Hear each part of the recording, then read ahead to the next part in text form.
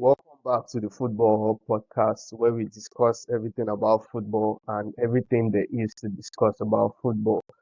On today's episode, we will be touching the CAF Awards, the Super Eagles' downfall against DR Congo, and some league football preview heading into the weekend.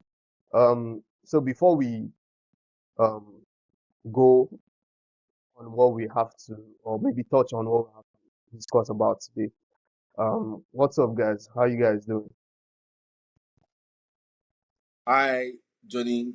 Good to be here again. It's been interesting from the last time when we were so excited and upbeat about the Super Eagles to now that our body don't calm down. Everything don't pull up. So yeah, yeah, good to be back. Good to be back. So we're going to start with the CAF Awards. We're going to touch on the major winners. We have Achraf Hakimi that won the Best Men's Award, and also Nnadozie for the Best Women's Goalkeeper Award, and also Super Falcons winning the Women's Team of the Year. I would like you guys to give like a short opinion about what you think about the awards, like I mean the major winners and any other thing you have to say about it. Okay. I think it was a good showing in Rabat.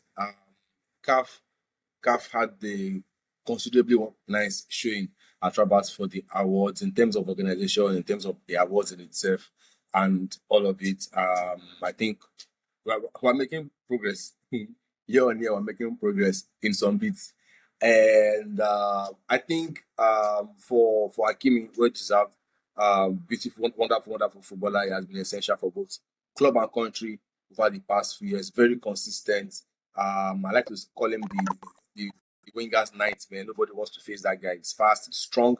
He can stop you from going past him. He can put the ball behind you into the back of the net. So I think he's just one player that embodies compatriot talent and ambition at the same time, and he just deserves it. You know, he has been on the fringes for the past few years. He has waited his time, and now he has deservedly got the award. So congratulations to Hakimi as the new African footballer, the new reigning African footballer there. So after 2 years of Nigerian dominance, we finally handed it over back to the North, to the North Africans, and that's good. And then moving on to the Super Falcons goalkeeper. There's not much to be said there. It's just perfection. She's good at what she does, year over year, back to back. There's when you think about her, you just think consistency, you know. And I know she just moved from Paris to a Premier League team. I think Brighton recently. At the beginning of the season. I think it's an interesting move. At least now we get to see her more often. There's not a lot of coverage for the women league in France compared to in England. So we get to see her perform. She gets to be more competitive games, and I like that for her, because I feel like in a year, or in the next couple of years, maybe the next year or two, I think I see her moving to a bigger team. I see her moving to the Chelsea, a PSG, a Wolfsburg, where she can even move ahead, because in the FIFA list, I think she's top 5 on the FIFA list, right? Top 5 or top 3. I can't seem to remember. Yes. Let's confirm. Yeah, so she's top 5. So you see that it's not just us saying we're congratulating this Nigerian Super Falcons goalkeeper. It's excellence, dominance, and consistency that is being rewarded, and I think she has done a great job so far. So yeah, wonderful for her. And also the Super Falcons. I think that was never in doubt. That award was never in doubt. That was never in doubt. The Super Falcons winning. That was well, who are the competitors? Who are the other options on the list? So now I think that was not going anywhere. In any case, I think the only problem most people would have with that is, despite the Super Falcons winning, that we didn't get a preferred option in the winner on the female category in somebody like Amajibade or somebody like Oshuala. Some would say argue that Oshuala had a pretty decent campaign. So yeah, I think aside from that, what's the CAF award without some bits here and there? There's some controversial things here and there because of controversy. So yeah, I think it's just part of the game now. It's part of how these events happen now, even for the Ballon d'Or. So yeah, we're just gonna have to take it with it. I think with that, there weren't too many surprises in the awards. Like we all knew Achraf Hakimi was going to leave the award over Mo Salah and Victor Osimhen. That was never in doubt because Achraf Hakimi had like a stellar season with PSG, won the treble, was a mainstay in the squad for PSG, and it was never in doubt. I know Eddie was arguing in the group chat about Hakimi not deserving the award or something. He said Mo Salah should have clinched the award, and I was surprised because when you look at the criteria of most of these awards, trophies actually always come first before even individual performances, and you get so. I don't know where that argument is coming from, to be honest. And to me, I think Achraf Hakimi is the deserved winner of that award. I think Eddie should come and plead this case because I think Hakimi is a deserved winner. When you look at the numbers, when you look at the data, they speak for themselves. You know, Hakimi is not just somebody who showed up in the semi-final, had a great game, and then you didn't see him again. No, he was consistent throughout the group stage, throughout the knockout stages, even in the final. I remember, when you look at his numbers, he did pretty much very well. I think he had 4 goals and 5 assists for a defender, for a right back. That is very, very impressive. But that's 9 goal involvements last season, right? If we're looking at goal involvement alone, that's more than what Haaland had. Because Haaland had 8 goals and no assists in the season. So if we're looking at it in terms of contributions to the game, general contributions to the game, he had a very, very impressive season. And let me just stop the buck at I can call more players. I'm just taking through it now. I don't think Lautaro Martinez had more good contributions than Hakimi last season. If I try to dip it very well, I will get more attackers. But let's not go there. What I'm just trying to say is he's not just a defender. He's not just somebody you slot at right back. He's not a Gary Neville, Javier Zanetti type right back that's just going to sit in and support all the way to the midfield and release the ball to David Beckham or whoever is in front of him to work the magic. Hakimi is going to ensure that the winger doesn't get past. The winger doesn't even get the time to want to get past because Hakimi is in the opposite, is in your half for most of the time. He's supporting his attacker, he's pulling in crosses, he's tackling, he's all around that all around that week. And like I said earlier, for a defender rather, that's massive, very, very massive. And when you look at it, I don't think I think I was hearing a comment sometime about how Hakimi has scattered the record that has stood for like 14 years. I think Dani Alves in 2011 had the highest goal involvement for a defender in a single season, in a single league season. And Hakimi surpassed that last season. So when I hear people say Hakimi does not deserve it because Salah scored a whole number of goals for Liverpool, or because Osimhen was banking goals against Escadiaspor and Ekitidiaspor and the Ikorodu High Boys, I don't know where that is coming from, because this player, it doesn't make sense to dump down his achievement, to dump down what he has achieved last season, because for a defender, he didn't just have a good season, he had an extraordinary season. He had a record-breaking season, and that needs to be rewarded. I think we need to stop seeing football from the eyes of how many goals were scored or who scored the most number of goals.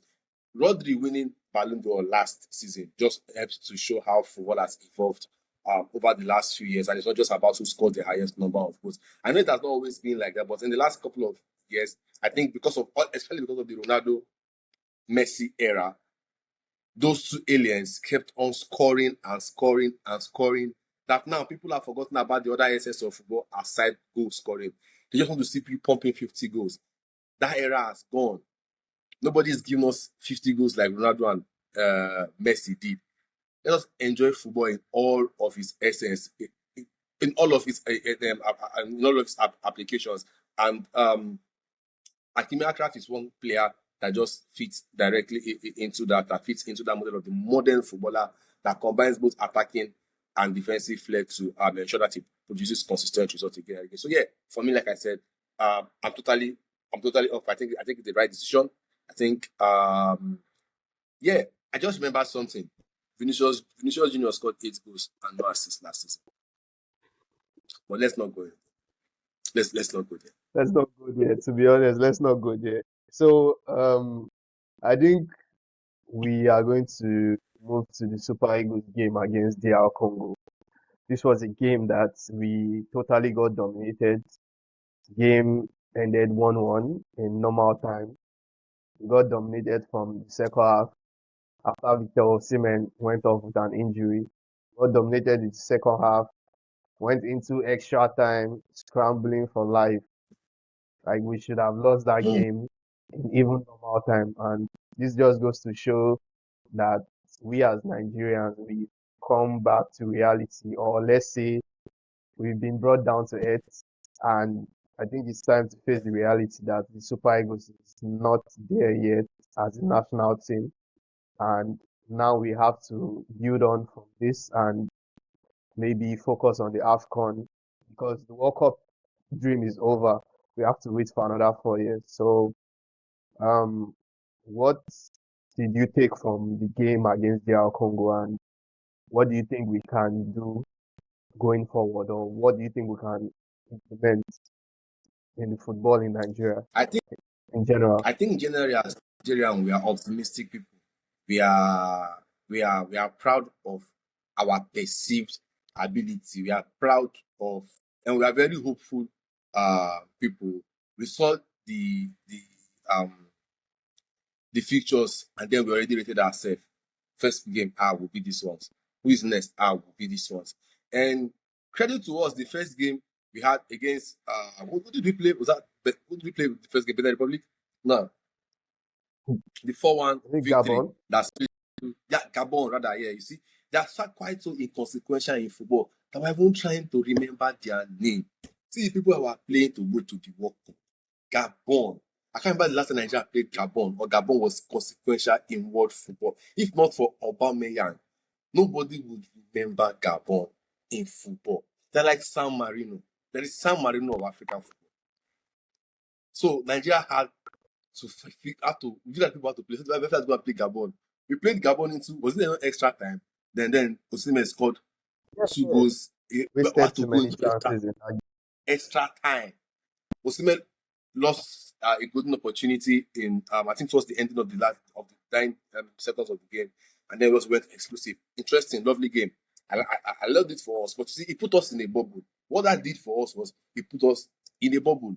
If we had won that game in 90 minutes, maybe not have been overly confident, but I felt like going into extra time, being so explosive, just turning out back-to-back goals, Osimhen at the edge of it, it made Nigerians think, who they come, say, DR Congo or whatever, bring them come, they will collect. So you could go on Twitter after the Super Eagles game that day, before the next game, you could see the confidence was in the air. It was as if Nigeria was at the World Cup already, and we still had one game and another tournament to play.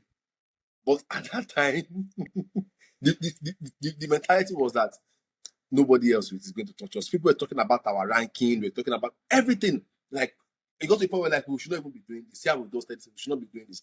And then DRC just brought us back to earth. Like our people will say, after that penalty went in, everywhere first blow. I just clear.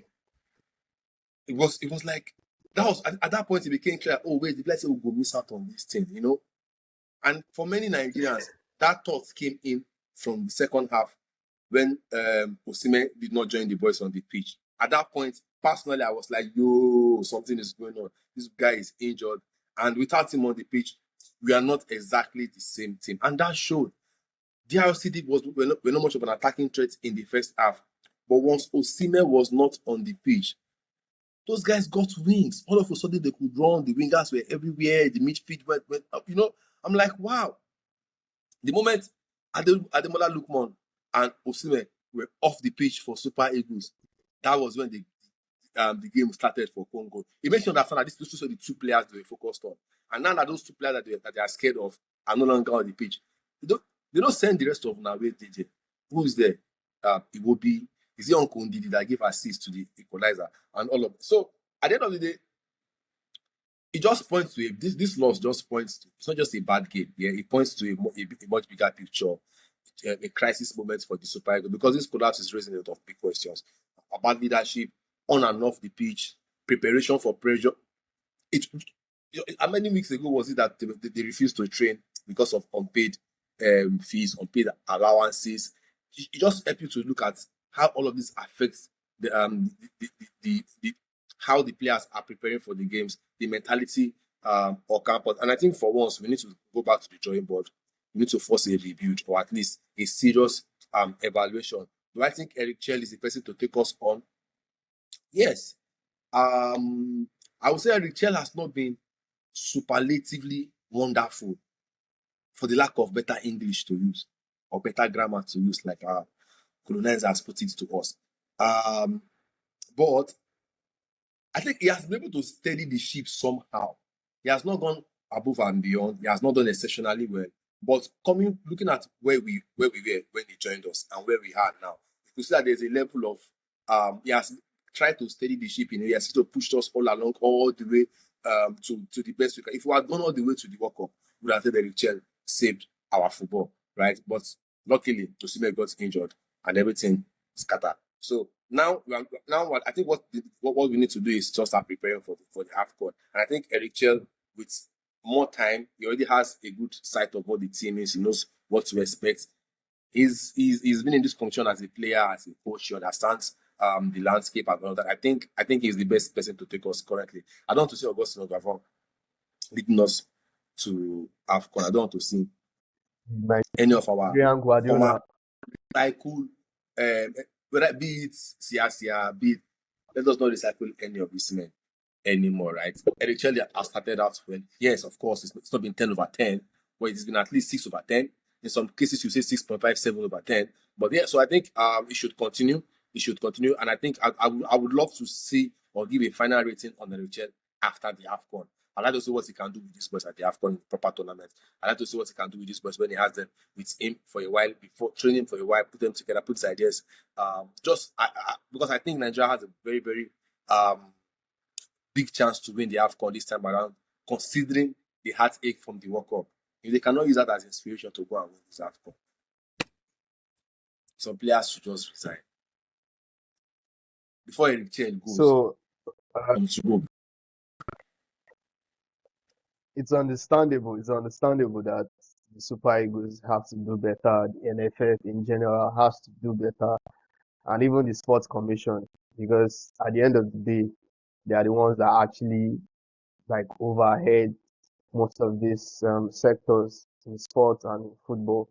So most fans on Twitter and social media are actually saying they need to disband the team, or there needs to be restructure, or maybe some players have to go after the AFCON. Do you agree with such opinions that there has to be a fresh set of players coming in after the AFCON? Like I said, Nigerians are a very emotional set of people, right? When we won, these players were the best team in the world after fried rice, right? Now, they are not so great. So I'm not saying this. We have the most elite of players, but we have a few. For once, we have one of the best strikers in the world in Victor Osimhen. We have one of the best attackers in the world, Ademola Lookman.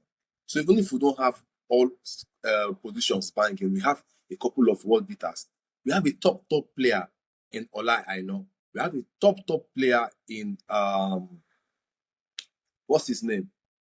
Whether people agree to that or not, in Samuel Chukwueze.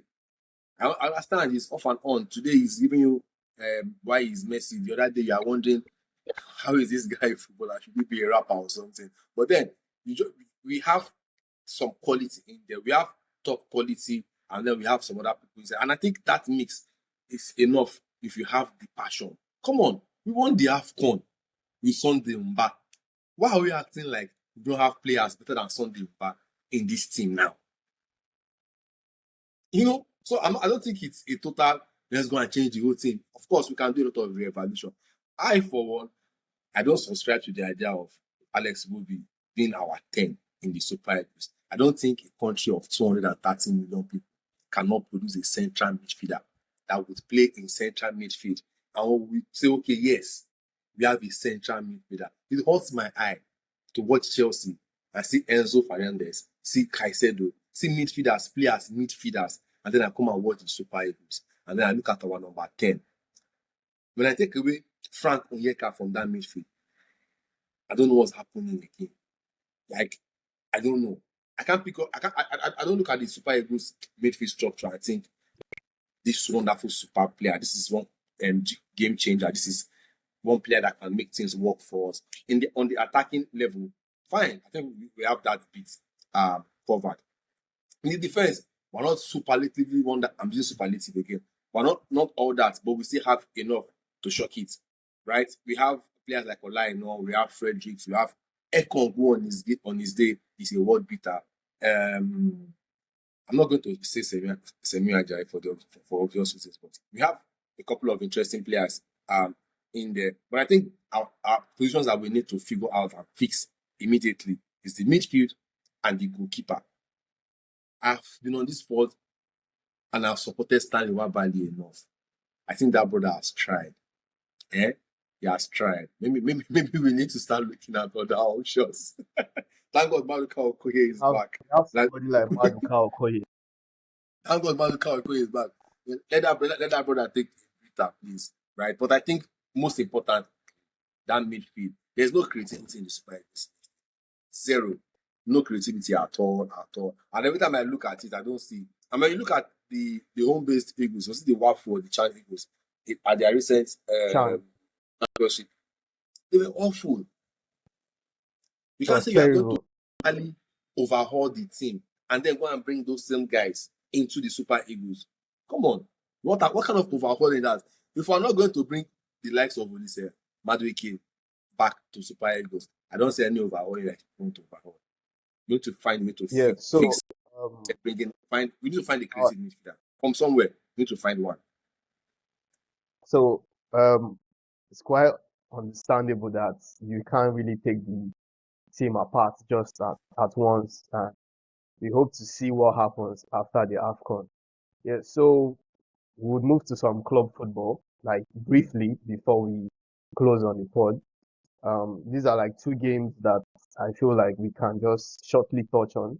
We have the Chelsea versus Burnley game, early kickoff on Saturday, and Arsenal versus Spurs, that's the London derby, coming up on Sunday. So I want you to shortly touch on those two games and drop your predictions before we close on the pod.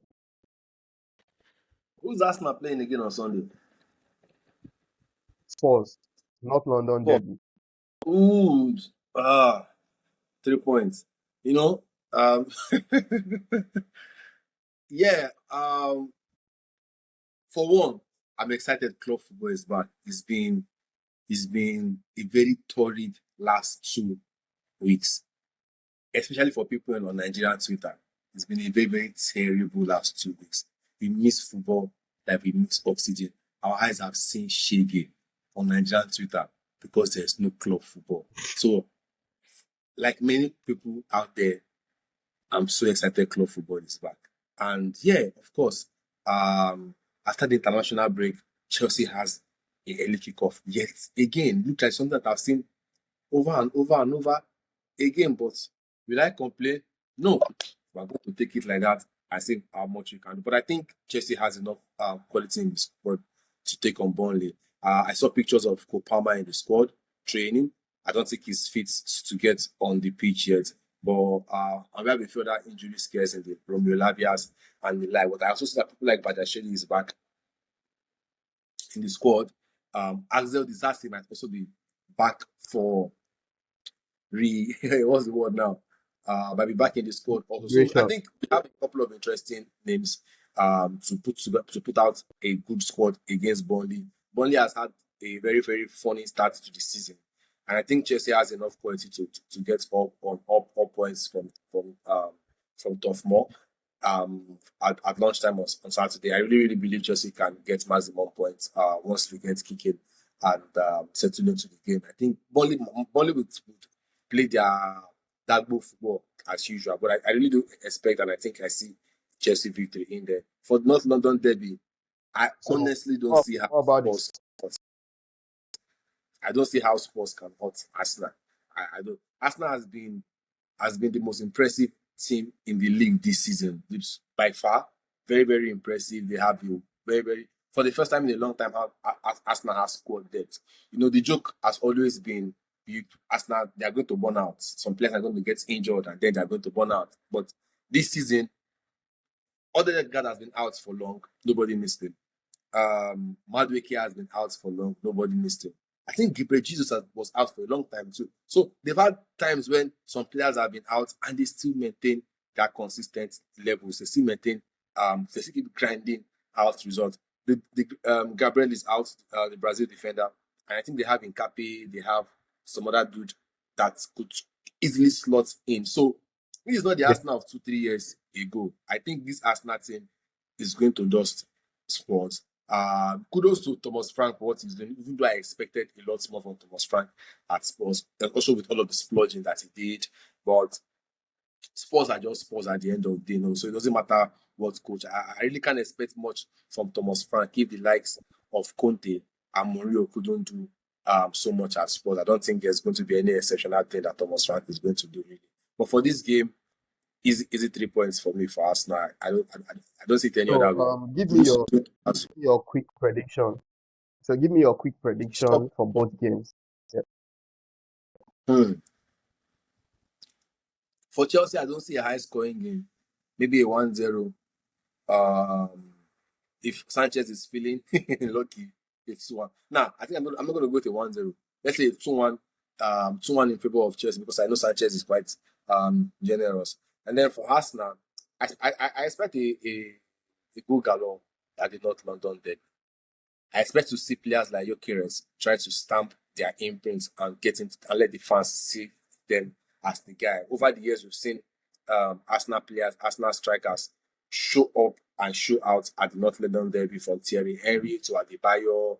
I think Marouane Chamakh, all of them tend to always find the net against Spurs. They tend to show them that, just pepper this guy. So I believe Gyökeres should follow suit. So if he's not in your FPL, this is the time to put Gyökeres in your FPL. And so yeah, I'm looking at, maybe let's look at a 3-0 victory, because Arsenal have not been conceding goals lately. So yeah, let's look at a 3-0 victory for Arsenal. So with that, we've come to the end of the pod, and hopefully we'll be back on Sunday to cover mostly club football, because we've been covering a lot of national team football the past few weeks, and hopefully the other guys jump on board too on Sunday, and we'll be back again next time. International football is back again.